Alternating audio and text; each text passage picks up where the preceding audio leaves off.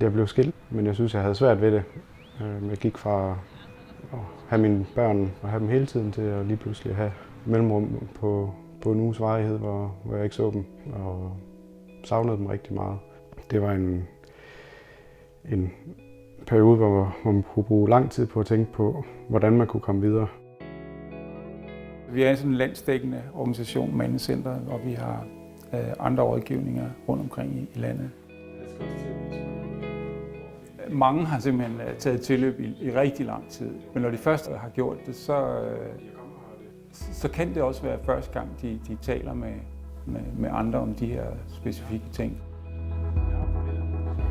Det var et godt sted at starte med at komme til sådan en rådgivningssamtale, men fornemmede hurtigt, at jeg jo bare bestemt ikke var den eneste, der havde det på den måde. Jeg synes, andre skal vide, at det er noget, der virkelig kan rykke en, selvom man synes, det ser rigtig sort ud.